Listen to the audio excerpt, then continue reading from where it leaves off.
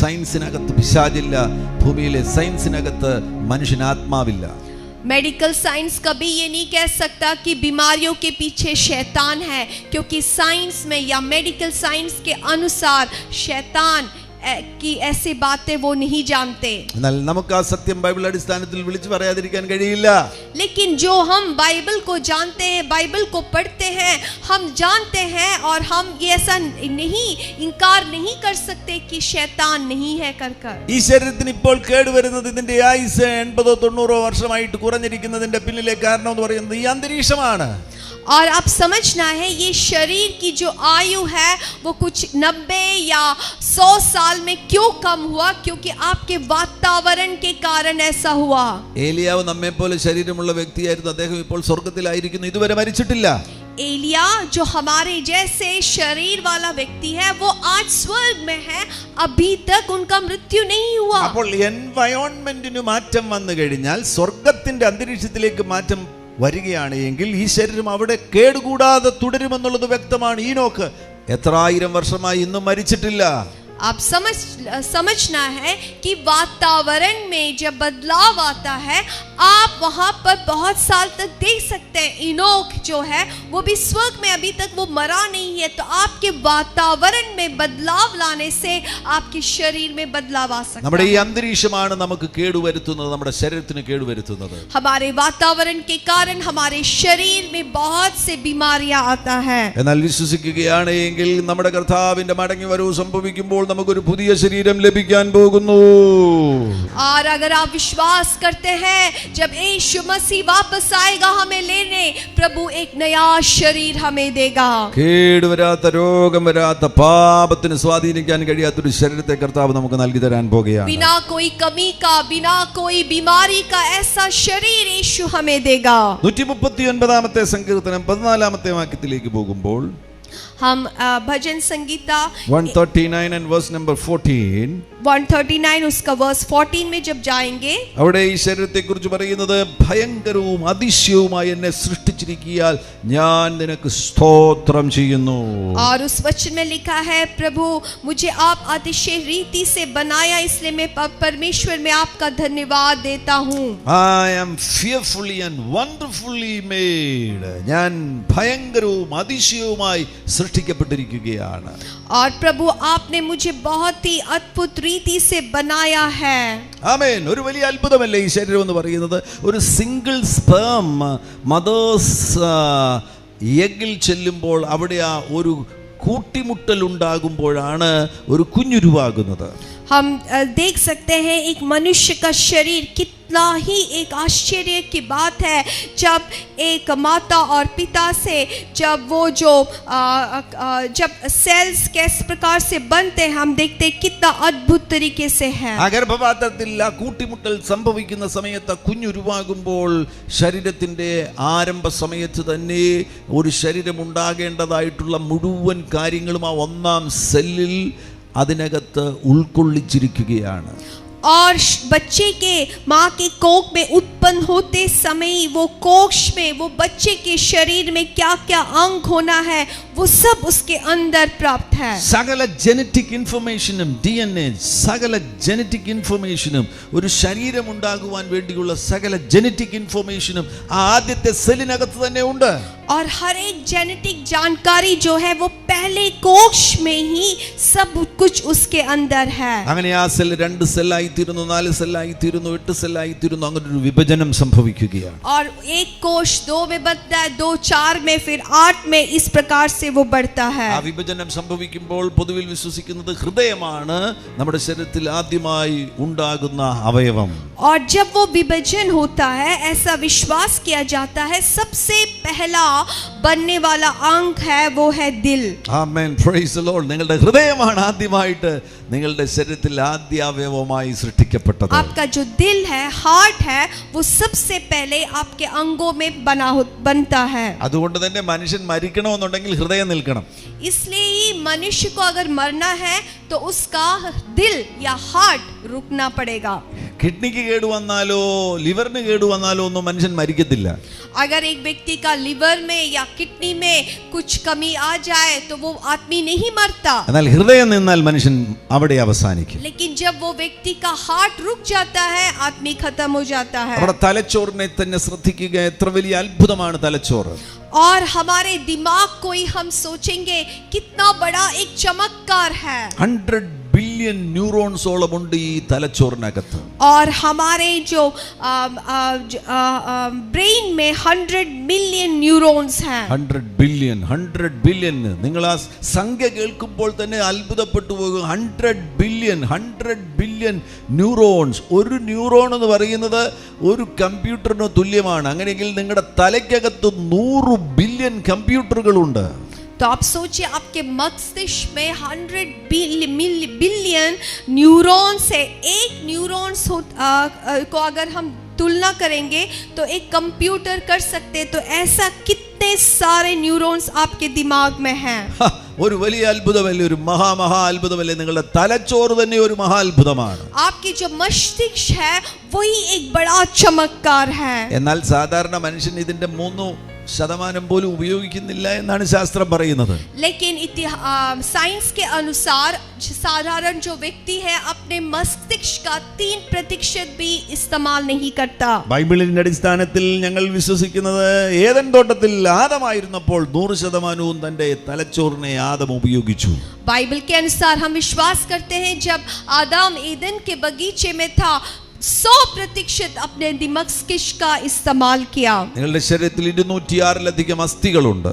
और आपके जो शरीर में कुछ 206 हड्डियां हैं. ഈ ശരീരത്തിൽ ട്രില്യൺസ് ഓഫ് സെൽസ് ഉണ്ട്. और ट्रिलियंस कोश है आपके शरीर में. ഓരോ അവയവങ്ങളും ഒരു അത്ഭുതമാകുന്നു.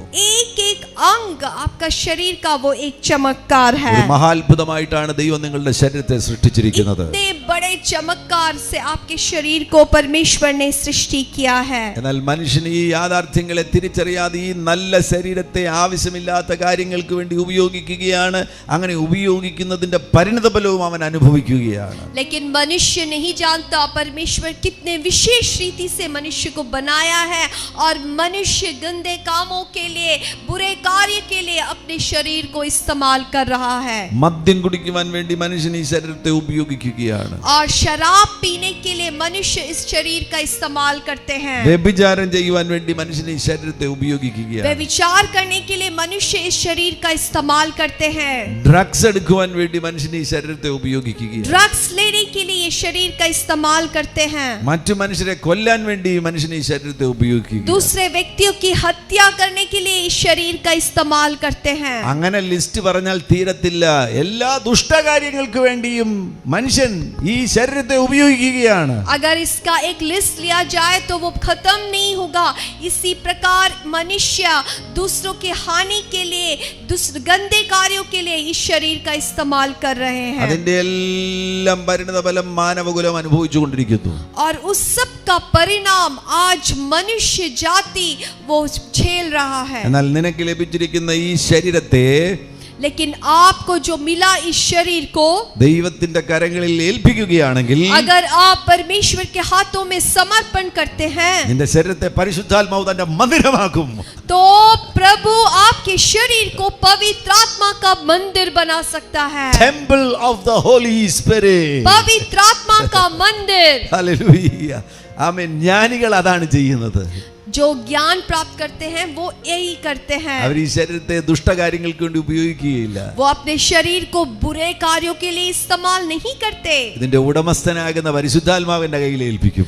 लेकिन ये शरीर का मालिक कौन है? पवित्र आत्मा के हाथों में अपने शरीर को दे देता है. പരിശുദ്ധാത്മാവ് ഈ ശരീരത്തെ തന്റെ മന്ദിരമാക്കും.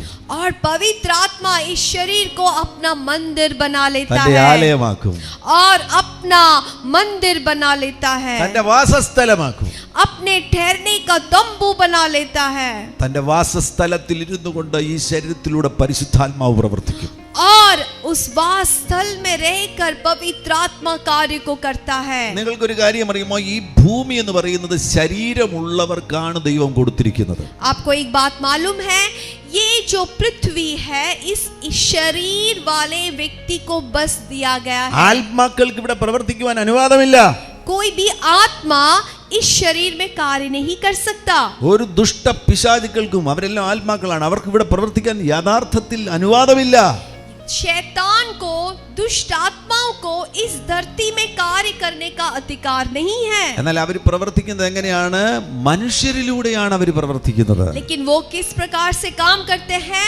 वो मनुष्य के शरीर को इस्तेमाल कर कर करते हैं। ഒരു ദൈവദാസൻ പറയുകയാണ്, ശരീരമുള്ള ഒരു ഈച്ച ശരീരമില്ലാത്ത പിശാചിനേക്കാൾ ശക്തിയുള്ളതാണ് ഭൂമിയിൽ. एक परमेश्वर का दास कह रहे थे कि शरीर वाला एक मक्खी जो है वो शैतान जिसका शरीर नहीं है उससे भी बढ़कर है। ദൈവമക്കൾക്ക് ഈ സത്യം അറിയത്തില്ല.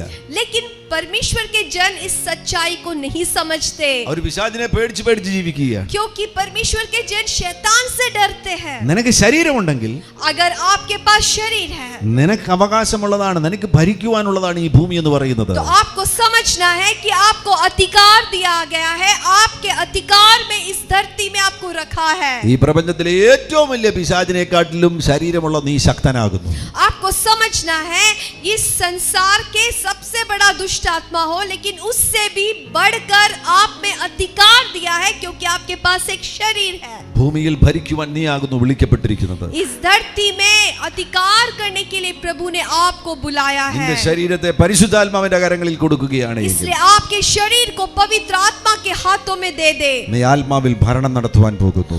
तब आप आत्मा में शासन करोगे। നിന്റെ കണ്ണിലൂടെ പരിശുദ്ധാത്മാവ് നോക്കാൻ പോകുകയാണ്. आपके आंखों के द्वारा पवित्र आत्मा देखने जा रहा നിന്റെ है। ശബ്ദത്തിലൂടെ പരിശുദ്ധാത്മാവ് ജനത്തോട് സംസാരിക്കാൻ പോകുകയാണ്. आपके आवाज को इस्तेमाल करते हुए पवित्र आत्मा कार्य करेगा। നിന്റെ കൈകളിലൂടെ പരിശുദ്ധാത്മാവ് ആയിരങ്ങളെ സൗഖ്യമാക്കുവാൻ പോകുന്നു. आपके हाथों के द्वारा पवित्र आत्मा हजारों को चंगाई देगा। വിശ്വസിക്കുന്നവർ കരങ്ങൾ അടിച്ച് കർത്താവിനെ സ്തുതിക്കുക.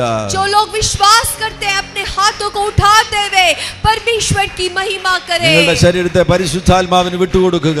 अपने शरीर को पवित्र आत्मा के लिए छोड़ दे। ശരീരം ഉപയോഗിച്ച് ദൈവത്തെ സ്തുതിക്കുക. अपने शरीर को इस्तेमाल करते हुए परमेश्वर की आराधना करे। ശരീരത്തിലൂടെ ദൈവത്തെ മഹത്വപ്പെടുത്തുക. अपने शरीर से परमेश्वर की महिमा करे। ഹല്ലേലൂയ. हालेलुया। ഞാൻ മുന്നോട്ട് പോകട്ടെ. നമ്മൾ പ്രധാനപ്പെട്ട ഭാഗത്തേക്ക് വരികയാണ്. ഈ ശുശ്രൂഷകൾ ആന്തരിക സൗഖ്യ ശുശ്രൂഷകളാകുന്നു. അതിനാൽ മനുഷ്യന്റെ ഘടനയിലെ ഏറ്റവും പ്രധാനപ്പെട്ട ഭാഗമാകുന്ന സോൾ, പ്രാണനെ കുറിച്ച് നമ്മൾ പഠിക്കുവാൻ പോകുന്നു. പ്രാണന്റെ സൗഖ്യമാകുന്നു ആന്തരിക സൗഖ്യം. अभी हम मुख्य हमारे विषय में जो आंतरिक चंगाई है उसके मुख्य विषय में आ रहे हैं। हम अपने प्राण के बारे में अभी सीखने जा रहे हैं। ശരീരത്തെ കുറിച്ച് കേട്ടു, ആത്മാവിനെ കുറിച്ച് കേട്ടു. आपके शरीर के बारे में सुना, आपके आत्मा के बारे में सुना। പ്രാണനെ കുറിച്ച് നമുക്ക് പഠിച്ചു തുടങ്ങാം. आइए अभी हम अपने प्राण के बारे में सीखेंगे, ഇനി വിശാലമായി വിശദമായി നമുക്ക് പഠിക്കേണ്ടിയിരിക്കുന്നു. क्योंकि इसमें बहुत गहराई से पढ़ने की जरूरत है। നിങ്ങൾ ശ്രദ്ധിക്കുകയാണെങ്കിൽ അത്ഭുതങ്ങൾ നിങ്ങളിൽ സംഭവിക്കുവാൻ പോകുന്നു. अगर आप ध्यान से सुनेंगे आपके जीवन में परमेश्वर अद्भुत कार्यों को करेगा। നിങ്ങളുടെ പ്രാണൻ സൗഖ്യമാകുവാൻ പോകുന്നു. आपके प्राण को प्रभु चंगा करेगा। ആന്തരിക സൗഖ്യം സംഭവിക്കുവാൻ പോകുന്നു. आपके आंतरिक चंगाई को आप प्राप्त करोगे। ആമേൻ. പ്രാണനില് 3 പ്രധാനപ്പെട്ട ഘടകങ്ങളുണ്ട്: മൈൻഡ്, വിൽ ആൻഡ് ഇമോഷൻസ്. हमारे प्राण में 3 भाग है, मन, इच्छा और भावना। യവനായ ഭാഷയിൽ സൂക്കെ എന്ന പദമാണ് പ്രാണൻ ഉപയോഗിച്ചിരിക്കുന്നത്. यूनानी भाषा में सूके कर प्राण को कहा गया है। ആ പദത്തിൽ നിന്നാണ് സൈക്കോളജി എന്ന വാക്ക് വരുന്നത്. और उस पद से साइकोलॉजी आता है। ആ പദത്തിൽ നിന്നാണ് സൈക്കാട്രി, മൈൻഡുമായി ബന്ധപ്പെട്ട രോഗങ്ങളെ ചികിത്സിക്കുന്ന ഡോക്ടറുടെ പേരാണ് സൈക്കാട്രിസ്റ്റ്. സൈക്കാട്രി എന്ന പേര് വരുന്നത് സൂക്കെ എന്ന വാക്കിൽ നിന്നാകുന്നു. और उस पद से साइकाट्री, जो मन के संबंध में जो चिकित्सक है उसको साइकाट्रिस्ट कहते हैं। നമ്മുടെ പ്രാണനിൽ പ്രധാനമായും മൈൻഡ്, വിൽ, ഇമോഷൻസ്, മനസ്സ്, ഇച്ഛാശക്തി, വികാരങ്ങൾ എന്നീ 3 ഘടകങ്ങളുണ്ട്. और हमारे प्राण में मन, इच्छा, भावना, ये 3 भाग है. എന്നാൽ കുറെ കൂടെ വിശദീകരിക്കുകയാണെങ്കിൽ നിങ്ങളുടെ ഇന്റലക്റ്റ് നിങ്ങളുടെ പ്രാണനിലാകുന്നു, നിങ്ങളുടെ ക്രിയേറ്റിവിറ്റി നിങ്ങളുടെ പ്രാണനിലാകുന്നു, നിങ്ങളുടെ മെമ്മറീസ് നിങ്ങളുടെ പ്രാണനിലാകുന്നു, നിങ്ങളുടെ പേഴ്സണാലിറ്റി നിങ്ങളുടെ പ്രാണനിലാകുന്നു, മോട്ടിവേഷൻ, സബ് കോൺഷ്യസ്, അങ്ങനെ തുടങ്ങി വിവിധങ്ങളാകുന്ന ഘടകങ്ങൾ നിങ്ങളുടെ പ്രാണനിലുണ്ട്.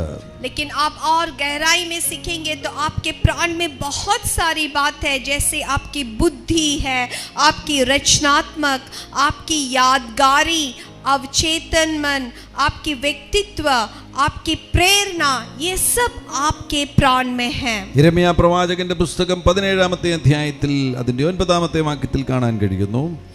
और हम देख सकते हैं यिर्मयाह के किताब उसके 17:9 ഹൃദയം എല്ലാറ്റിലും കപടവും വിഷമവും ഉള്ളത് അതാരാഞ്ഞറിഞ്ഞവൻ ആർ എന്നവിടെ പ്രവാചകൻ ചോദിക്കുന്നു. और वहाँ पे लिखा है यिर्मयाह के किताब में कि जो हमारा जो मन है सबसे कपट से भरा हुआ है और उसको कौन साफ तरीके से जान सकता है. ഈ പദവും ശ്രദ്ധിക്കണം. ബൈബിളിൽ ഹൃദയം ഹൃദയം ഹൃദയം ഹാർട്ട് ഹാർട്ട് എന്ന് വരുന്ന സന്ദർഭത്തിൽ ശരീരത്തിന്റെ അവയവമാകുന്ന ഹൃദയം എന്ന അർത്ഥത്തിലല്ല ഭൂരിഭാഗം സ്ഥലങ്ങളിലും രേഖപ്പെടുത്തിയിരിക്കുന്നത്. आपको समझना है बाइबल में कई बार प्राण प्राण या दिल दिल मन कर आता है, तो उसमें कभी नहीं सोचना आपके जो शरीर का अंग हार्ट है उसके बारे में कहा गया है. കാർഡിയ എന്ന വാക്കാണ് യമനായ ഭാഷയിൽ പുതിയ നിയമത്തിൽ നമുക്ക് ഹൃദയത്തിന് കാണുവാൻ കഴിയുന്നത്.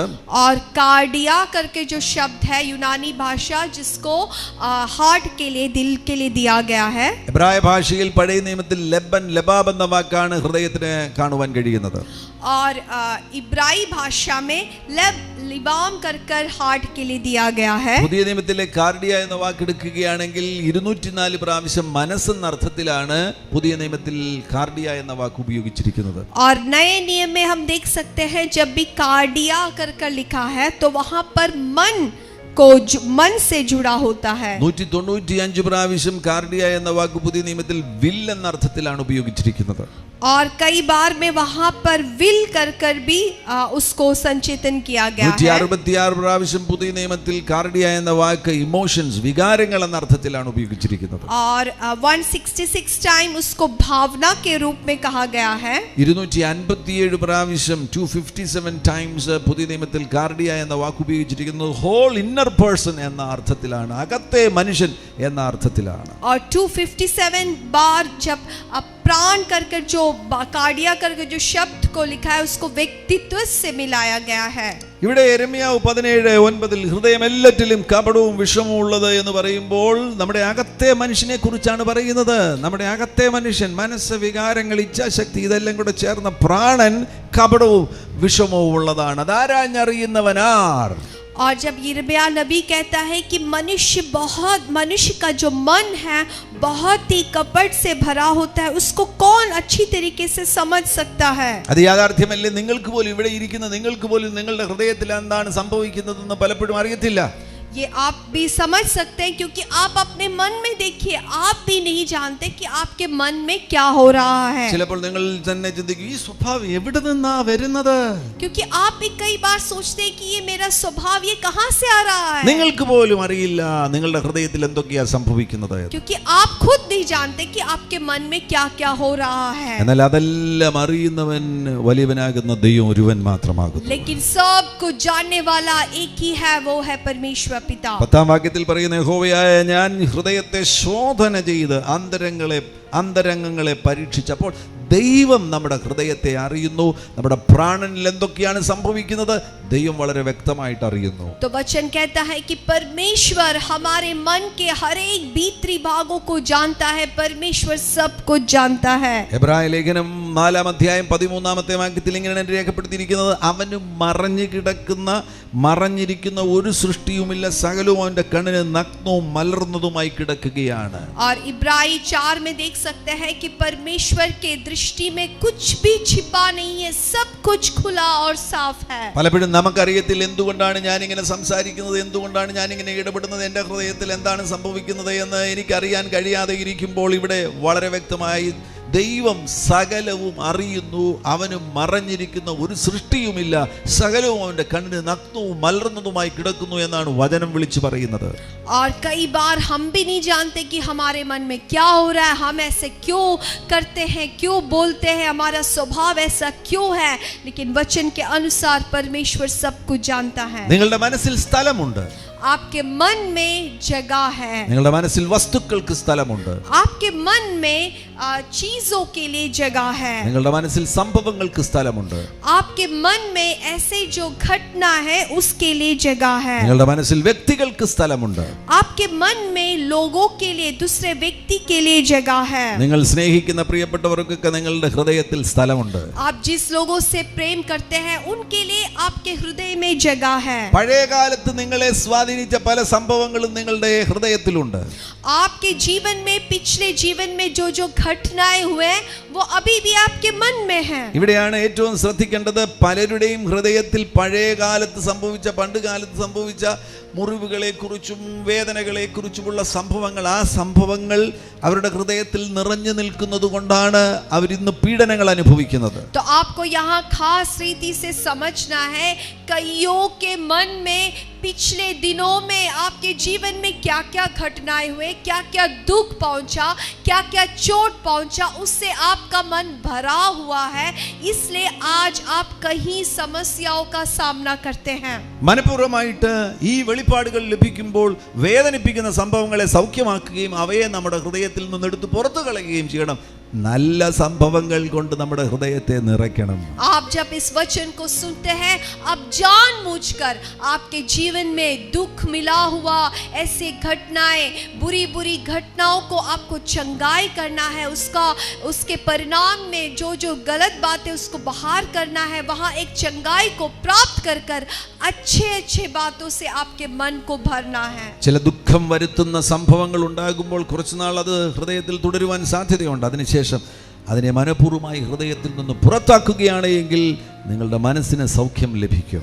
आपको दुख मिला हुआ कई घटना हो सकता है, कुछ दिनों तक हमारे साथ वो होता है, लेकिन आपको जानबूझकर ऐसे घटनाओं को अपने मन से निकाल कर अच्छे घटनाओं को, अच्छे अच्छे बातों को, आनंद देने वाले बातों को आपके मन में लाना है. ഞാൻ ഒരിക്കലും ഒരു സ്ഥലത്ത് ശുശ്രൂഷിക്കുന്ന സന്ദർഭത്തിൽ ഈ ഭാഗങ്ങൾ പരാമർശിക്കുമ്പോൾ മുന്നിൽ ഇരുന്ന ഒരു അമ്മ നിലവിളിച്ച് കരയുവാൻ തുടങ്ങി. और एक जगह में जब मैं ये सब बातों को सिखा रहा था, एक माँ वो जो आगे बैठी हुई थी वो जोर से रोने लगी. ആ അമ്മ വിളിച്ചു പറഞ്ഞു, എൻ്റെ മകൻ വർഷങ്ങൾക്ക് മുന്നമേ മരിച്ചുപോയി, എന്നാൽ ആ ദുഃഖം എന്നെ വിട്ടുപോകുന്നില്ല.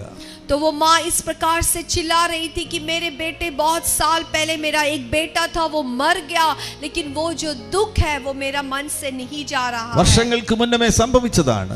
बहुत साल पहले ये घटना हुआ, എന്നാൽ ആ സംഭവം ആ മാതാവിൻ്റെ ഹൃദയത്തിൽ തുടരുന്നതുകൊണ്ട്, വേദനയോടുകൂടെ തുടരുന്നതുകൊണ്ട്, അതിനോട് ചേർന്ന്, സംഭവത്തോട് ചേർന്ന് വേദനയുമുണ്ട്, വേദനയോടുകൂടെ ആ സംഭവം തുടരുന്നതുകൊണ്ട് അത് മുഖാന്തരമായിട്ട് ആ അമ്മ ഇന്നും തീവ്ര ദുഃഖം അനുഭവിക്കുകയാണ്. बहुत साल पहले की घटना है, लेकिन वो माँ आज भी वो दुख, वो घटना है और वो दुख दोनों के साथ वो जी रही है. आज भी इतने साल के बाद भी वो माँ के अंदर इतना दुख है. ഇവിടെ ശ്രദ്ധിക്കേണ്ട ഒരു പ്രധാനപ്പെട്ട കാര്യം, നമ്മുടെ ചിന്തകൾക്ക് നമ്മുടെ ശരീരത്തെ സ്വാധീനിക്കുവാൻ കഴിയും. तो यहाँ पर और एक बात आपको ध्यान देना है, आपके जो चिंता है उसको आपके शरीर में प्रभाव डाल सकता है. അത് കേടുവരുത്തുന്ന ചിന്തകളാകുന്നു എങ്കിൽ കേടുവരുത്തുന്ന പരിണത ഫലങ്ങൾ ശരീരത്തിൽ ഉണ്ടാകും. तो आपको समझना है, अगर आपको दोष देने वाला, चोट पहुंचाने वाली सोच है, दुख देने वाली सोच है, तो आपके शरीर में भी दोष देने वाले बातों को वो बना सकता है. ഞാനത് വിശദീകരിക്കുവാൻ എനിക്ക് ഇനിയും സമയം ലഭിക്കും, അതുകൊണ്ട് ഞാൻ ഇപ്പോൾ അവിടേക്ക് പോകുന്നില്ല. നിങ്ങളുടെ മനസ്സിലുള്ള സംഭവങ്ങൾ, മനസ്സിൽ പ്രാണനിൽ സംഭവങ്ങൾക്ക് സ്ഥലമുണ്ട്. आने वाले दिनों में इसके बारे में मैं आपको गहराई में सिखाऊंगा, इसलिए मैं उस विषय पर नहीं जा रहा, लेकिन एक बात आपको समझना है, आपके जीवन में जो जो घटना हुए हैं उसके लिए आपके मन में जगह है. നിങ്ങളുടെ പ്രാണനിൽ വസ്തുക്കൾക്ക് സ്ഥലമുണ്ട്, സംഭവങ്ങൾക്ക് സ്ഥലമുണ്ട്, വ്യക്തികൾക്ക് സ്ഥലമുണ്ട്. आपके मन में, प्राण में लोगों के लिए जगह है, चीजों के लिए जगह है, घटनाओं के लिए जगह है। ഈ ഫോണിനും നമ്മുടെ ഹൃദയത്തിൽ സ്ഥലമുണ്ട്. ये फोन के लिए भी हमारा हृदय में एक जगह है. അത് സ്ഥലം ഉണ്ടെന്ന് അറിയണമെന്നുണ്ടെങ്കിൽ ഇതൊന്ന് താഴെ വീണാൽ മതി. കയ്യിൽ നിന്ന് താഴെ വീഴുമ്പോൾ നമുക്കറിയാം ഫോണിന് വേദന ഉണ്ടാകുന്നതിനെക്കാട്ടിലും നമ്മുടെ ഹൃദയത്തിലാണ് വേദന ഉണ്ടാകുന്നത്. तो इसको समझने के लिए अगर ये फोन हमारे हाथ से गिर जाता है तो ज्यादा दर्द किसको होता है, फोन को या आपको? സഹോദരിമാരെ നല്ല സ്നേഹിക്കുന്ന ഒരു ചുരിദാർ, ആ ചുരിദാറിന്റെ മേൽ ചായ വീഴുമ്പോൾ, ഒരു കപ്പ് ചായ അതിന്റെ മേൽ വീഴുമ്പോൾ അറിയാം ചുരിദാറിനുണ്ടാകുന്നതിനേക്കാളും വലിയ സങ്കടം സഹോദരിക്ക് ഹൃദയത്തിൽ ഉണ്ടാകുക. और बहन लोग आपके एक अच्छा चूड़ीदार में जब चाय गिर जाता है तो आप समझ सकते हैं चूड़ीदार को मिला हुआ दर्द से भी ज्यादा आपके दिल में दर्द होता है. അപ്പോൾ വസ്തുക്കൾക്ക് ഹൃദയത്തിൽ സ്ഥലമുണ്ട്. तो ये दिखाता है कि चीजों को आपके मन में जगह है. നമ്മുടെ ഹൃദയത്തിൽ ഇങ്ങനെയുള്ള പല കാര്യങ്ങൾ ഉള്ളതുകൊണ്ട് പരിശോധനയ്ക്ക് വിധേയമാക്കണം. അത് വേദനിപ്പിക്കുന്നതാണോ, അത് പീഡിപ്പിക്കുന്നതാകുന്നുവോ, അങ്ങനെയുള്ളതിനെ കണ്ടെത്തിയതിന് ശേഷം ഒഴിവാക്കേണ്ടതിനെ, അകത്തുനിന്ന് നീക്കിക്കളയേണ്ടതിനെ നീക്കിക്കളയുവാൻ തയ്യാറാകണം. നീക്കിക്കളയുവാൻ തയ്യാറാകുകയാണെങ്കിൽ ആന്തരിക സൗഖ്യം സംഭവിക്കും. तो आपको ये जरूरत है कि आपके मन में ऐसी बातों को जांचना है. क्या मेरे जीवन में कई ऐसे दुख है, कई ऐसी घटनाएं हैं, उसको समझने के बाद जो बातें आपके हृदय से बाहर निकालना है उसको बाहर कर देना है. പ്രാണനിലുള്ള മൂന്ന് ഘടകങ്ങളാകുന്ന മനസ്സ്, വികാരങ്ങൾ, ഇച്ഛാശക്തി, അതിൽ മനസ്സിനെ കുറിച്ച് ചില കാര്യങ്ങൾ പറഞ്ഞതിന് ശേഷം ഇന്ന് ഞാൻ പ്രാർത്ഥിച്ച് അവസാനിപ്പിക്കുവാൻ പോകുകയാണ്. और हमारे प्राण में मन, इच्छा और भावनाएं हैं. उसके जो मन के विषय में कुछ और बातों के कहने के बाद मैं प्रार्थना करना चाहता हूँ. മനസ്സൊരു സമുദ്രം പോലെയാകുന്നു. हमारा जो मन है वो एक समुद्र के जैसा है. മനസ്സ് ഇമ്മെറ്റീരിയൽ ആണ്. हमारे जो मन है वो कुछ वस्तु से बना नहीं है, എന്നാൽ നമ്മുടെ വ്യക്തിത്വത്തെ ഏറ്റവും അധികം സ്വാധീനിക്കുന്നതാണ് മനസ്സെന്ന് പറയുന്നത്. लेकिन हमारे पूरे व्यक्तित्व को बहुत ही नियंत्रण करने वाला है ये मन. നമ്മുടെ തലച്ചോറ്, കമ്പ്യൂട്ടർ ഭാഷ ഉപയോഗിക്കുകയാണെങ്കിൽ നമ്മുടെ തലച്ചോറ് CPU ആകുന്നുവെങ്കിൽ, സെൻട്രൽ പ്രോസസ്സിംഗ് യൂണിറ്റ് ആകുന്നുവെങ്കിൽ, മൈൻഡ് എന്ന് പറയുന്നത് സോഫ്റ്റ്വെയർ ആണ്. अगर हमारे दिमाग जो है उसको अगर CPU कर कहेंगे तो हमारा जो मन है उसको सॉफ्टवेयर बोल सकते हैं. യെസ്, നമ്മുടെ മനസ്സ് സോഫ്റ്റ്വെയർ ആണ്. മൈൻഡ് എന്ന് പറയുന്നത് ഇന്റലക്റ്റും തിങ്കിങ്ങുമാണ് മനസ്സെന്ന് പറയുന്നത്. हमारा जो मन है वो बुद्धि और समझ, सोचना दोनों मिलकर होता है. The human mind is much more complex than any man-made computer and operates on a different